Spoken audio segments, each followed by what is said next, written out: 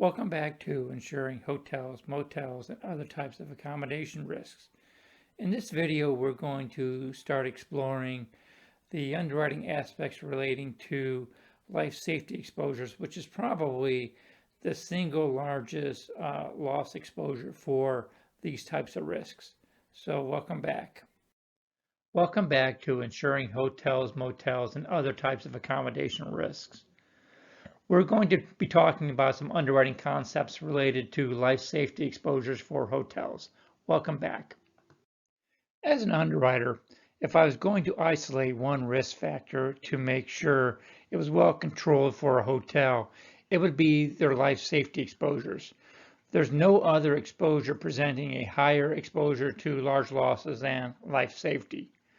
Hotels present an almost unlimited dollar exposure to life safety losses. Think about it. Even a modest hotel with only 50 guest rooms is exposed to claims that could result from a mass casualty. Most of the losses result from fires. For example, the Las Vegas MGM Grand Fire in 1980. The MGM Grand is a high-rise hotel. The fire was contained to the first 2 floors, yet 85 people died and 650 were injured. It's doubtful they had enough limit to absorb the entire loss. To evaluate life safety exposures, there are several primary areas of focus. The first is the ease of egress. In other words, how easy is it for the guest to evacuate safely from the hotel in case of an emergency? When analyzing egress, several factors come into play. The first factor is, where do the guest room doors open to? Do the doors open to the interior hallway or directly to the outside? The general rule of thumb is doors opening to the outside allow for faster and safer evacuation than doors which open into an interior hallway or corridor. It stands to reason if a guest is able to open the door of their room and step outside, they're only a few steps away from safety. Interior guest room doors require evacuating guests to pass through a hallway to get to safety.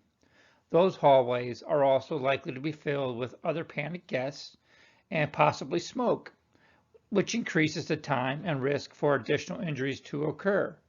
Interior doors also require additional controls to be in place, such as sprinklers, illuminated exit signs, fire-rated doors for stairwells. Another potential complication is the layout of the hotel. Is the pathway out a simple straight line, or will guests be required to figure the way out through a maze of corridors to safety? A complicated exit path elevates the potential for disaster dramatically. Multiple story structures makes it more difficult for guests to get out of a burning building. Evacuating guests from their rooms quickly and safely becomes difficult. The situation is further exacerbated with larger hotels and more rooms and more guests, adding more chaos in the stairwells and hallways. My wife and I have witnessed such an unplanned emergency evacuation of a hotel. Early on a Saturday morning, we were in the room on the 4th floor watching television and discussing what we were going to do for the day when the alarm went off. When the alarm didn't shut off after a few seconds, the underwriter and me kicked in and I said we needed to evacuate. We threw on some clothes and walked out into the hallway and made our way out of the hotel. As we waited, we looked up at some of the windows. Staring down were quite a few guests.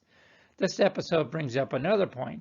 Even though a prudent person would immediately begin to evacuate, some guests would choose not to evacuate. The truth is, complete evacuation of a hotel is very difficult and is very challenging to achieve effectively, even for hotels as low as 3 or 4 stories tall. Therefore, underwriters need to consider how well guests are sheltered or protected in their rooms until they can be reached by firefighters. For accommodation risks, even casualty underwriters need to become skilled on the property underwriting concepts of COPE. For those new to the concept, COPE is an acronym for construction, occupancy, protection, and exposure. For the most part, we're going to be concentrating on construction and protection. However, both occupancy and exposure play a role, but to a lesser extent. Public protection refers to the quality of coverage by the local fire department. Ratings vary between 1 and 10, with a 1 meaning the location is almost next to the fire station and they have plenty of water. A rating of 10 means that the fire department probably will not be showing up in time, or if they do, they won't have any water to fight the fire. Ratings depend upon several factors: access to the hotel, water supply, professionalism of the local fire department, and the response time. While access to a professional fire department is an important factor, the reality is they are less effective as a control for life safety exposures. Reliance upon the local firefighting as a primary control is not a good underwriting characteristic. When we're talking about private protection, what we're really talking about is sprinklers. A true property underwriter underwrites with the idea that the fire engine tips over on the way to the fire, because in reality, by the time the fire department arrives, a lot of times the fire is out of control and the focus is basically on rescuing people and containing the spread to a single building. Sprinklers have proven to be 95% successful in reducing property losses by 85%. Therefore, the impact they have on controlling life safety exposures and protecting lives cannot be underestimated. It is a very effective life safety control. Private protection is a critical factor in underwriting hotel life safety exposures. An appropriately sprinklered hotel presents a much lower life safety exposure than a non-sprinklered or inappropriately sprinklered hotel does.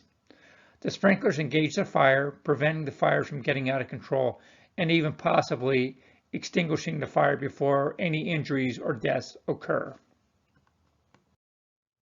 To be effective, sprinkler systems need to be adequately maintained and have access to a reliable water supply with adequate water pressure.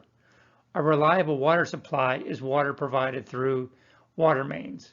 A sprinkler system which is dependent upon a local body of water such as a lake or a pond are not considered as adequate.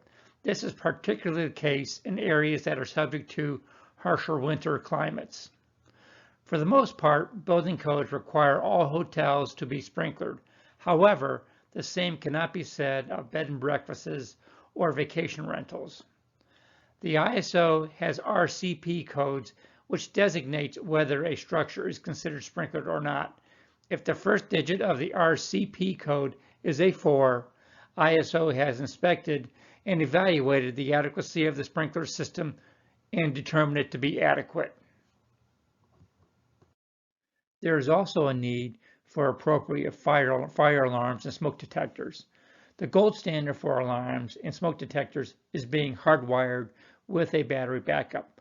Alarm systems utilizing 10-year batteries may be acceptable in low-rise motor hotels. In addition, management should have a regular program of testing alarms and replacing batteries. The construction of the hotel structure is also an important underwriting factor to be evaluated. Some structures are exposed to major fire events. For example, wood frame structures burn quite easily once they catch on fire, whereas concrete and masonry structures do not burn so easily. Another important underwriting consideration is interior construction. Interior walls are likely built using frame construction, but all walls should have at least a 1-hour fire rating, meaning it would take the fire at least an hour to burn through the walls. While construction is an important factor, it does not trump sprinklers. In theory, a well-functioning sprinkler system will provide plenty of protection for guests to be evacuated by the fire department personnel. Stairwells need to resist the spread of fire as well, as they are oftentimes the only way out of a burning hotel. Hence, the stairwells and their doors need to be fire rated as well. All doors should be self-closing. Occupancy comes into play with other operations inside the building. For example, full-service hotels usually have restaurants inside the hotel. The cooking exposure increases the potential for fire. It doesn't necessarily create unacceptable exposures, but those exposures need to be controlled. Some hotels may have retail exposures with combustible materials such as clothing. Those operations may increase the potential fire load and they need to be controlled as well. We've come to the end of this video. In the next video in this series, we'll be exploring exposures related to guest security.